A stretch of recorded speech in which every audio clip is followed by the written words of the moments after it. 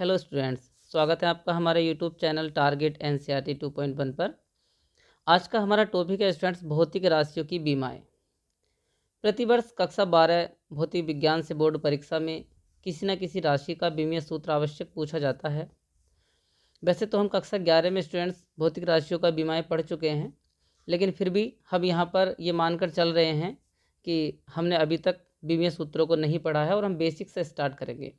उम्मीद है स्टूडेंट्स यदि आप ये पूरी वीडियो देख लेते हैं तो आज के बाद कभी आपको बीमाएं पढ़ने की आवश्यकता नहीं होगी। तो सबसे पहले हम भौतिक राशियों की बीमाएं क्या होती हैं इस पर चर्चा करते हैं स्टूडेंट्स। तो किसी भौतिक राशि को मात्रकों के पदों में व्यक्त करने के लिए मूल मात्रकों पर जो घातें लगाई जाती हैं भौतिक राशि की बीमाएं कहलाती हैं। स्टूडेंट्स जितनी भी राशियाँ होती हैं सभी राशियाँ मूल राशियों से बनी होती हैं। अगर हम सबसे पहले उन राशियों को मूल राशियों के रूप में और मूल राशियों से मूल मात्रकों के रूप में तोड़ लेते हैं तो उसके बाद मूल मात्रकों के ऊपर जो घातें लगाई जाती हैं वे घातें ही हमारी बीमाएं कहलाती हैं।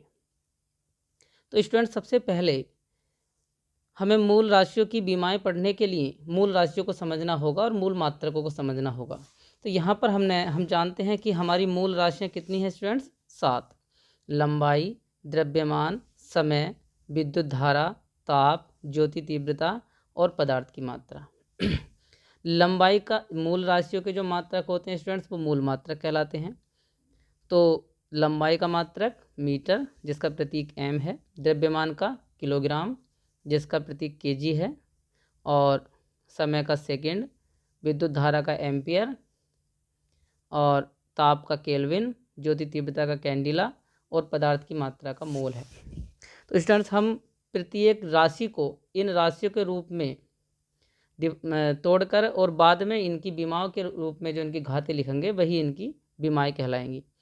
अब व्युत्पन्न राशियां क्या होती हैं स्टूडेंट? वे राशियां जो मूल राशियों की सहायता से प्राप्त की जाती हैं व्युत्पन्न राशियां कहलाती हैं। इसमें बहुत सारी हो सकती हैं जैसे क्षेत्रफल, आयतन, कार्य, घनत्व आदि काफ़ी संख्या में हो सकती हैं। और व्युत्पन्न राशियों के मात्रकों को व्युत्पन्न मात्रक कहते हैं स्टूडेंट्स।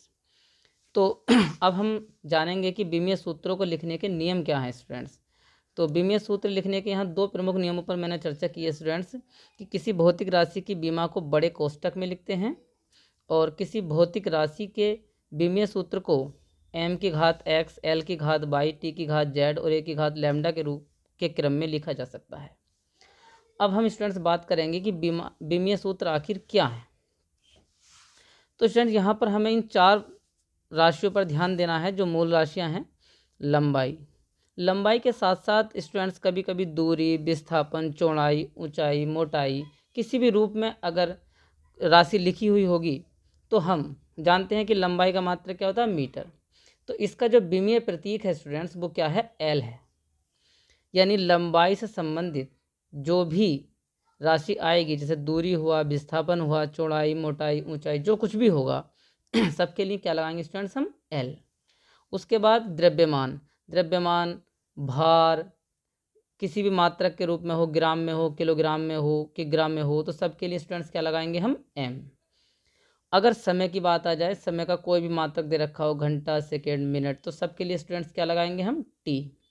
इसी प्रकार विद्युत धारा का मात्रक हम जानते हैं क्या होता है? एम्पियर। और विद्युत धारा के लिए क्या लगाएंगे स्टूडेंट्स? ए। अब जो भी राशियाँ होंगी स्टूडेंट, जो भी हमारी व्युत्पन्न राशियाँ होंगी जिनकी हमें बीमाएं लिखनी होंगी, जैसे ऊपर हमने बात करी थी कि व्युत्पन्न राशियाँ कौन कौन सी हैं और भी बहुत सारी हो सकती हैं। तो इन सभी राशियों को हम जानते हैं कि जब सारी राशियाँ मूल मात्रकों से बनी तो इन राशियों में के रूप में व्यक्त कर सकते हैं। तो सबसे पहले उन राशियों को इन राशियों के रूप में व्यक्त करेंगे, उसके बाद इनकी जितनी भी घातें आएंगी वही इनका बीमीय सूत्र कहलाएगा। यहाँ पर स्टूडेंट्स हमने कुछ एग्जाम्पल लिए हैं। जैसे क्षेत्रफल है, तो क्षेत्रफल की बीमा स्टूडेंट्स हमें निकालनी है। तो हम जानते हैं कि क्षेत्रफल का जो सूत्र होता है वो होता है लंबाई गुणा चौड़ाई। तो लंबाई की बीमा क्या है स्टूडेंट्स? अभी बात करी थी मैंने, लंबाई हो, चौड़ाई हो, ऊंचाई हो, मोटाई हो, सबके लिए क्या लगाएंगे? हम एल। और चौड़ाई के लिए भी क्या लगाएंगे? एल। तो एल और एल क्या हुआ? एल की घात 2। हमने पहले नियम में यही पढ़ा था कि बड़े कोष्टक में लिखेंगे। तो क्षेत्रफल की बीमा क्या है स्टूडेंट्स? हमारी एल स्क्वायर। इसी प्रकार बात करते हैं आयतन की। आयतन क्या होता है? लंबाई गुणा चौड़ाई गुणा ऊंचाई, या फिर आधार का क्षेत्रफल गुणा ऊंचाई। तो क्षेत्रफल की बीमा यानी लंबाई गुणा चौड़ाई क्या हुई? L into L. और ऊंचाई क्या है स्टूडेंट्स l, तो l की क्यूब हो गई, इसे भी हमने बड़े कोष्टक में लिखा है। उसके बाद बात करते हैं स्टूडेंट्स, हमारा तीसरा एग्जाम्पल है बेग व चाल। बेग या चाल, बेग बराबर होता है विस्थापन बटे समय और चाल बराबर होता है दूरी बटे समय। विस्थापन और दूरी में अंतर होता है स्टूडेंट्स। तो हमने यहाँ पर बात करी विस्थापन हो, दूरी हो या लंबाई हो, चौड़ाई हो, सबके लिए क्या बात करी थी स्टूडेंट्स हमने कि एल लगाना है। तो इसकी बीमा क्या आई एल और समय की क्या है स्टूडेंट्स टी। तो क्या हुआ एल टी की -1। इसके बाद बात करी हमने स्टूडेंट्स त्वरण की।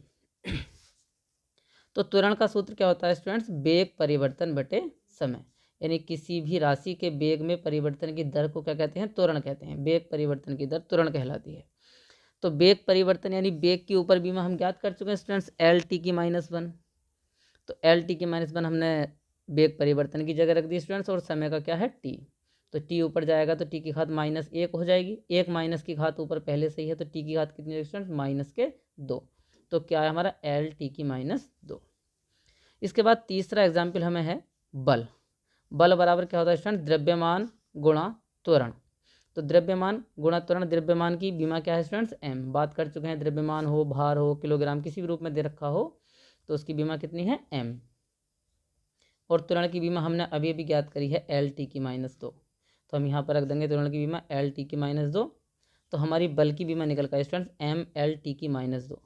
कक्षा 12 भौतिक विज्ञान में जो भी राशियाँ हैं सभी राशियों की बीमाओं में एक चीज़ कॉमन रहती है अधिकतर स्टूडेंट्स, वो है बल की बीमा। तो हमें ये याद भी कर लेनी है, एम एल टी की -2 किसकी हो गई, बल की बीमा हो गई। इसके बाद इसी प्रकार कार्य का भी बड़ा महत्व है, कई बार हमें इसकी ज़रूरत पड़ती है। तो हमारी कार्य बराबर क्या होता है स्टूडेंट्स, बल गुणा विस्थापन। तो बल की बीमा हमने ऊपर ज्ञात करी, हमने याद करने की सलाह दी है आपको एम एल टी की -2। और इसी प्रकार विस्थापन, लंबाई सबके लिए क्या लगाते हैं एल। तो कार्य की बीमा क्या है स्टूडेंट्स, एम एल की 2 टी की -2। एक हमें आवेश की आवश्यकता पड़ेगी अधिकतर कक्षा 12 में जो भी बीमाएँ हैं उन्हें ज्ञात करने के लिए। तो आवेश क्यू बराबर क्या है स्टूडेंट्स, आई टी।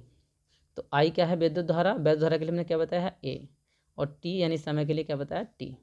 तो आवेश की बीमा क्या है क्यू बराबर आई टी से बीमा इसकी ए टी। ठीक है स्टूडेंट्स, हमने ये जो सारी बीमाएं ज्ञात करी हैं 1 से लेकर 7 एग्जाम्पल तक, इन सभी की अधिकतर आवश्यकता पड़ती है कक्षा 12 भौतिक विज्ञान में जो भी राशियां हैं उनका बीमीय विश्लेषण करने के लिए। तो आइए सबसे पहले चैप्टर 1 के में जो भी राशियां हैं जिनकी बीमीय सूत्र एग्जाम में पूछा जाता है तो उन पर चर्चा करते हैं। सबसे पहले हमारे सामने है निर्वात की वैद्युतशीलता एप्सिलॉन नॉट। अब स्टूडेंट्स हमें किसी भी भौतिक राशि की बीमा निकालने के लिए सबसे पहले सोचना पड़ेगा कि हमने उसको कहाँ पढ़ा है। निर्वात की वैद्युतशीलता एप्सिलॉन नॉट को सबसे पहली बार हमें कूलाम के नियम में पढ़ा। कूलाम के नियम के अनुसार दो आवेशों के मध्य लगने वाला बल क्या था स्टूडेंट्स, एफ बराबर 1/4 pi epsilon not Q1 Q2 upon R square.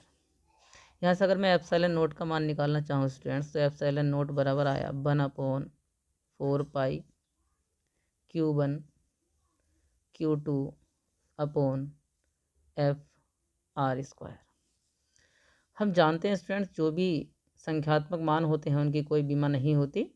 तो एप्सिलॉन नोट की जो बीमा आई हम लिखेंगे एप्सिलॉन नोट की बीमा बराबर आवेश की बीमा Q1 और Q2 दोनों ही आवेश हैं स्टूडेंट्स, और Q 2 बार है तो इसकी बीमा हो जाएगी ए स्क्वायर और टी स्क्वायर, क्योंकि हम ऊपर बात कर चुके हैं कि आवेश की जो बीमा है वो क्या है ए टी है। तो ए स्क्वायर और टी स्क्वायर अपॉन, मैंने आपसे कहा था कि बल की बीमा हमें याद रखनी है, तो क्या था एम एल टी की -2। और आर क्या है स्टूडेंट्स यहाँ पर दूरी, तो दूरी की बीमा क्या होती है हम जानते हैं एल, ये हमारी एल हो। अब हमारा जो बीमीय सूत्र है स्टूडेंट्स क्या है, एम को हम ऊपर लेकर जाएंगे तो एम और तो कहीं नहीं है, तो एम की घात हो जाएगी -1। उसके बाद एल एक ये रह गया तो एल स्क्वायर हो गया, और ऊपर जाके क्या हो जाएगा एल की -2। टी की -2 स्टूडेंट्स ऊपर जाकर -2 प्लस की हो जाएगी, और 2 ऑलरेडी ऊपर है तो टी की घात कितनी हो जाएगी 4। ठीक है स्टूडेंट्स, और ए स्क्वायर। तो हमारी जो एप्सिलॉन नोट की बीमा आई स्टूडेंट्स वो क्या आई एम की -1, एल की -2, टी की 4 और ए की 2। बहुत ज़्यादा बार एग्जाम में पूछे गए स्टूडेंट्स। लास्ट ईयर भी ये सवाल पूछा गया था कि निर्वात की वैद्युतशीलता का विमीय सूत्र ज्ञात कीजिए। तो दूसरा उदाहरण है स्टूडेंट्स हमारे पास वैद्युत क्षेत्र की तीव्रता। हम जानते हैं कि वैद्युत क्षेत्र की तीव्रता ई वेक्टर बराबर होता है students F vector upon Q note. यानी वैद्युत क्षेत्र में किसी बिंदु पर रखे परीक्षण आवेश पर लगने वाले एकांक बल को क्या कहते हैं स्टूडेंट्स? वैद्युत क्षेत्र की तीव्रता कहते हैं। तो वैद्युत क्षेत्र की तीव्रता ई बराबर क्या है? F upon Q note. तो अगर हम इसकी बीमा निकालना चाहें स्टूडेंट तो हमें क्या करना पड़ेगा? बल की बीमा निकालनी पड़ेगी सबसे पहले। और बल की बीमा अभी अभी हमने बात करी थी कि बल की बीमा क्या है? एम एल टी की -2 और अपॉन क्यू की बीमा क्या थी स्टूडेंट्स? 80।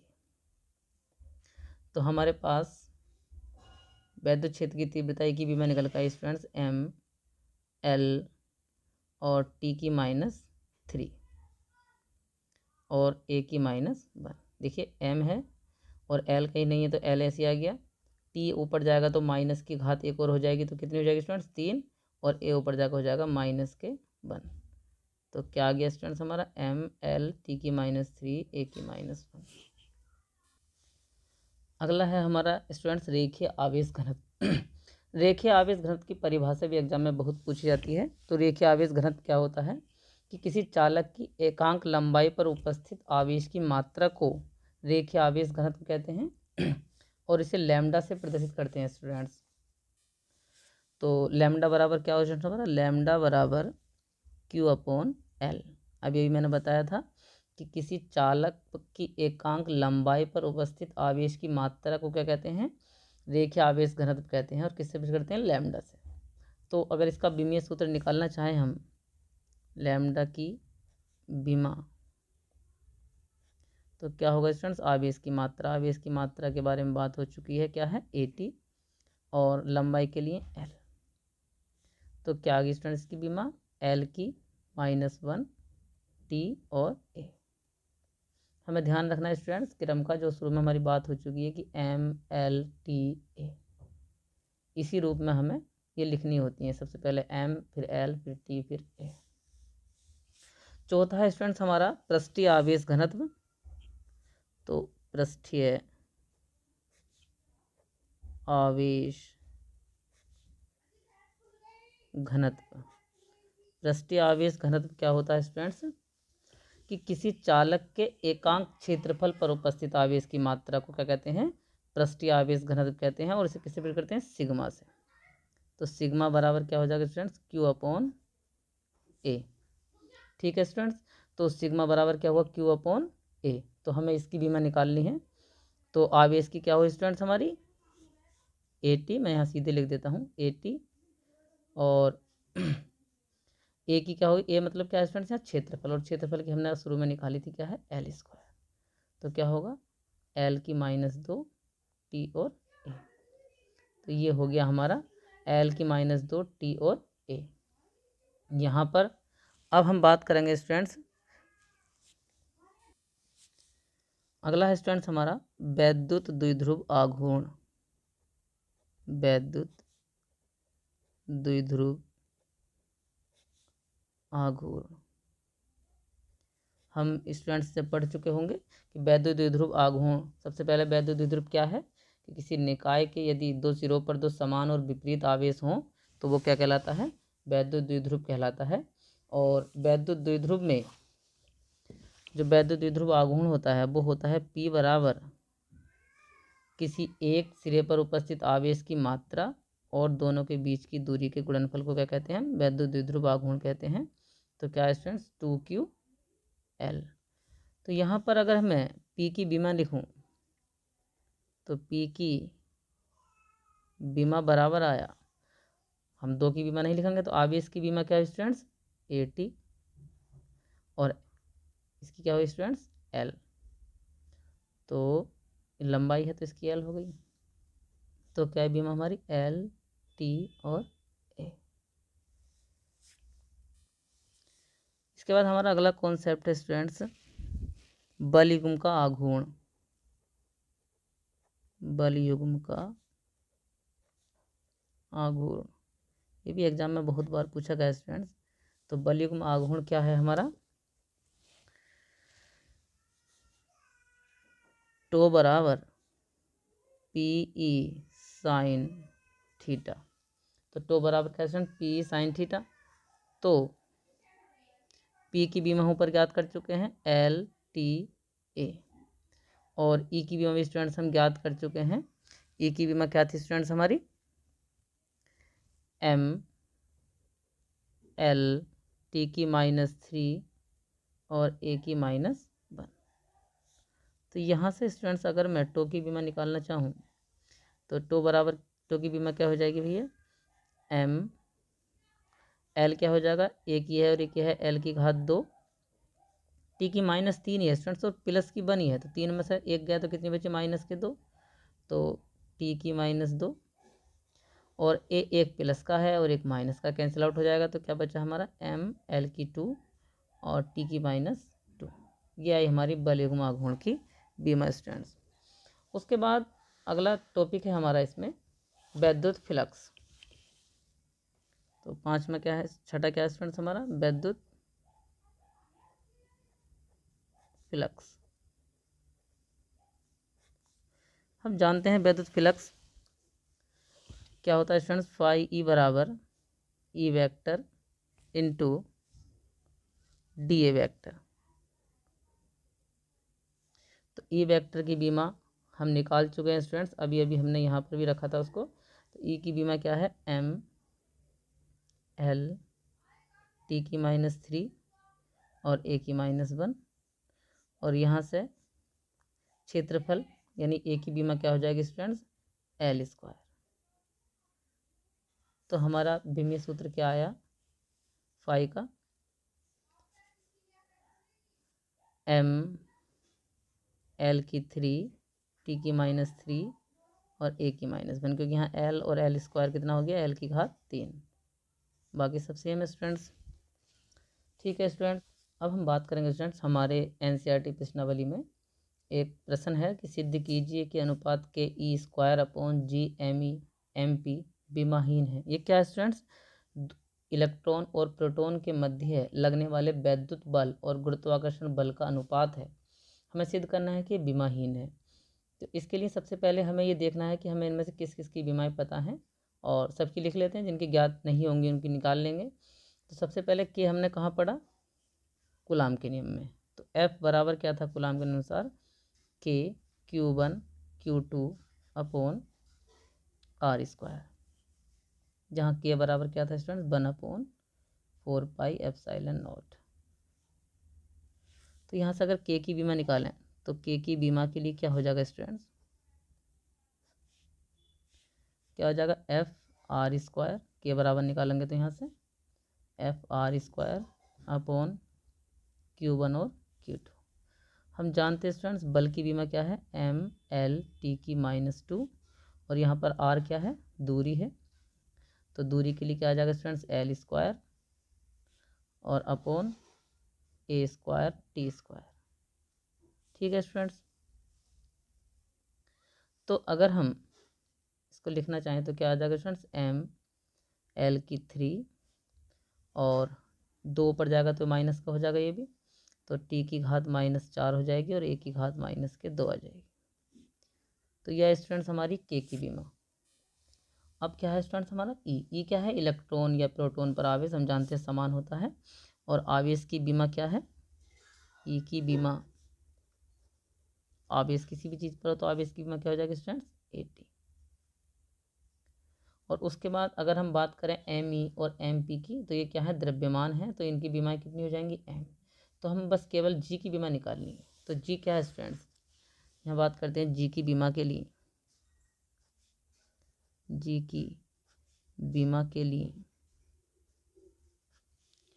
तो जी की बीमा के लिए क्या हो जाएगा स्टूडेंट्स, हम जानते हैं कि न्यूटन के गुरुत्वाकर्षण नियम के अनुसार ब्रह्मांड का प्रत्येक पिंड दूसरे पिंड को अपनी ओर आकर्षित करता है, और उनके बीच जो लगने वाला आकर्षण बल है वो दोनों ही पिंडों के द्रव्यमानों के गुणनफल के समानुपाती होता है और बीच की दूरी के वर्ग के व्युत्क्रमानुपाती होता है।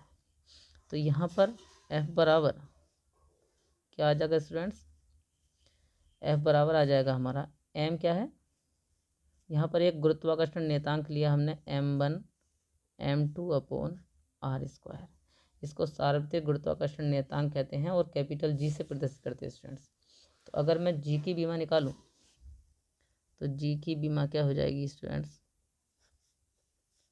F r square upon m1 m2। तो हम जानते हैं बल की विमा क्या है, m/L/T⁻²। मैंने आपसे वीडियो की शुरुआत में कहा था कि बल की विमा आपको याद कर लेनी है। और यहाँ पर दूरी की क्या हो जाएगी students? L square.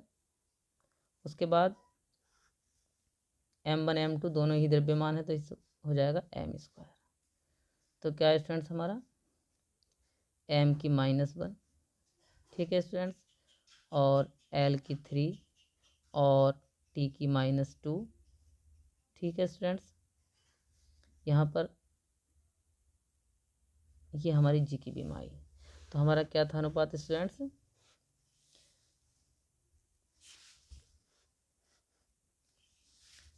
K E square upon G M⁻E MP की विमा। तो K की विमा क्या है स्टूडेंट्स हमारी? m/L⁻3 T⁻4 A⁻², यह भी हमने निकाली थी। उसके बाद E की विमा क्या आई थी? A square. E स्क्वायर की हो जाएगी स्टूडेंट्स ये A स्क्वायर और T स्क्वायर अपॉन G की विमा क्या निकाली अभी हमने? m⁻1 L⁻3 और T⁻2। और यहाँ पर ME और MP दोनों ही द्रव्यमान तो इसकी हो जाएगी m स्क्वायर।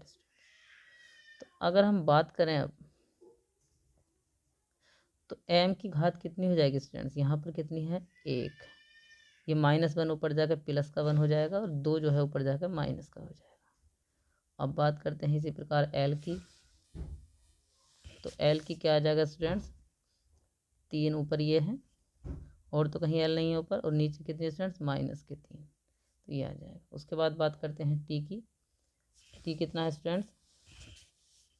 यहाँ पर कितना है ऊपर? 2, सॉरी -4 और +2, और ये भी ऊपर जाकर +2 हो जाएगा स्टूडेंट्स, ठीक है स्टूडेंट्स। और A की कितनी है स्टूडेंट्स? -2 और +2। तो अगर हम बात करें m की घात 0, L की घात 0, T की घात 0 और A की घात 0, तो अगर किसी की घात 0 होती है तो उसका मान कितना होता है स्टूडेंट्स? 1। तो इसकी कोई भी मान आई, इस प्रकार हम कह सकते हैं अतः K E square G M E MP बीमाहीन है। स्टूडेंट्स, शेष बचे सभी अध्यायों में जो भी राशियां हैं जिनके बीमीय सूत्र एग्जाम में पूछे जाते हैं उनके ऊपर चर्चा हम अपनी नेक्स्ट वीडियो में करेंगे। Thank you students.